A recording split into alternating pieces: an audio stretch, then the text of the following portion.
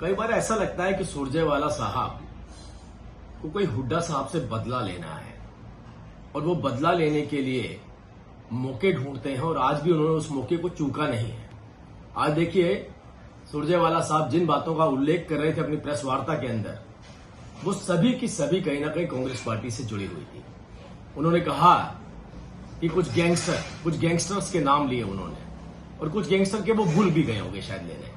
तो आज हम ऐसा करते हैं कि उन गैंगस्टर के भी नाम लेते हैं जिनको शायद वो कहीं ना कहीं प्रेस वार्ता में भूल गए।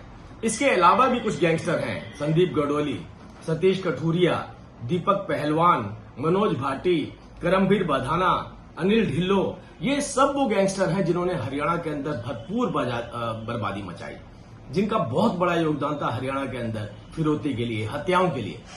और ये वो गैंगस्टर हैं जिन्होंने बार बार ये क्लेम किया कि मौजूदा सरकार, मतलब हुड्डा साहब की जो सरकार है, उसका संरक्षण इनको प्राप्त है, तो कोई उनके खिलाफ पुलिस भी कार्यवाही नहीं कर सकती। और उस वक्त की विपक्ष की पार्टियों ने भी इस बात को बार बार उठाया कि पुलिस का संरक्षण और सरकारी संरक्षण के चलते ये गैंगस्टर सक्रिय हैं। बड़ी दिलचस्प बात मैं आपको बताना चाहता हूं कि आज एआई का युग है। अगर आप एआई में भी जाकर के एक कंपैरिजन डालें कि पूर्व की सरकार, जो मतलब हुड्डा साहब की, मतलब सुरजेवाला साहब की सरकार को अगर मनोहर लाल जी की सरकार और नायब जी की सरकार के साथ कंपेयर किया जाए तो आप कैसी तुलना करेंगे? तो आप विश्वास कीजिए, मैं आपको चुनौती देता हूं, आप जाकर के देखिएगा। उसमें साफ लिखा है कि पूर्व की सरकार के अंदर गैंगस्टर हरियाणा के अंदर सरकारी संरक्षण प्राप्त थे, लेकिन जब मनोहर लाल जी की सरकार आई उसके बाद हमने एसटीएफ लगाया, यूएपीए लगाया, गैंगस्टरों का सफाया किया। मनोहर लाल जी के बाद नायब जी ने इस कदम को आगे बढ़ाते हुए आपने खुद देखा किस तरीके से गुंडों का सफाया करना शुरू कर दिया। आज एनकाउंटर किए जा रहे हैं। तो इस बात से एक बात तो साफ हो जाती है कि सुरजेवाला साहब उस सरकार पर उंगली नहीं उठा रहे हैं, नायब सरकार पर उंगली नहीं उठा रहे हैं जिस सरकार ने अपनी शपथ से पहले नौकरी देने का वायदा पूरा किया। ये उस सरकार पर उंगली नहीं उठा रहे हैं जिस सरकार ने सभी फसलों के ऊपर एमएसपी देने का काम करके दिखाया। ये उस सरकार पर उंगली नहीं उठा रहे हैं जिस सरकार के अंदर विद्यार्थी सोचते हैं कि अब मेरा भविष्य और उज्जवल होने वाला है।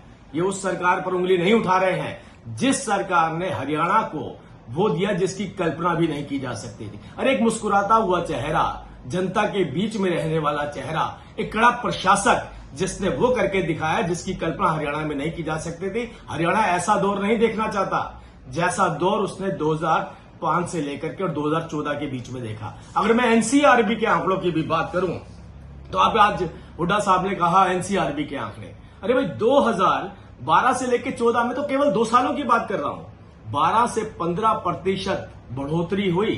किसके अंदर? हत्याओं के अंदर, लूट के अंदर। लेकिन जिनके साथ लूट की जाती थी, हत्या की जाती थी, उनके तो केस भी दर्ज नहीं होते थे। हाँ, हमने कहा कि कमजोर से कमजोर आदमी भी आकर के थाने में अपनी रिपोर्ट दर्ज करवा सकता है। हम किसी भी गैंगस्टर को बख्शेंगे नहीं। जिस तरीके से इनकी सरकार के अंदर संरक्षण दिया जाता था फिरौती के लिए, संरक्षण दिया जाता था हत्याओं के लिए, और संरक्षण दिया जाता था अपने राजनीतिक सर्वाइवल के लिए, आज वो दौर जा चुका है। सुरजेवाला साहब, आपकी दुश्मनी हुड्डा साहब के साथ है। आप प्रेस वार्ता की जगह सीधा सीधा एक प्रेस नोट जारी करिए और बताइए कि किस तरीके से हरियाणा के हालात थे और कैसे हालात आज बन चुके हैं। आपकी आपसी रंजिश के चलते आप हमारी सरकार को मत उजागर कीजिए। हमारी सरकार का नाम लेना है तो हमारी पॉजिटिविटी के साथ लीजिए, हमारी विशेषताओं के साथ लीजिए। उन बच्चों से जाकर के पूछिए जिन्हें नौकरी मिली है, उन महिलाओं से जाकर के पूछिए जिनके घर पर उनके अधिकार पहुंच रहे हैं, उस व्यापारी से जाकर के पूछिए जिसे पता है कि सरकार के पास जाऊंगा, अगर मुझे कोई किसी तरीके की धमकी मिलती है तो अगले दिन उस व्यक्ति का एनकाउंटर किया जाएगा। वो लोग आपको बेहतर जवाब दे पाएंगे। आपकी आपसी लड़ाई आप आपस में निपटिए। भारतीय जनता पार्टी की ईमानदार, पारदर्शी और मुस्कुराते हुए चेहरे वाली सरकार के ऊपर उंगली उठाना बंद करिए।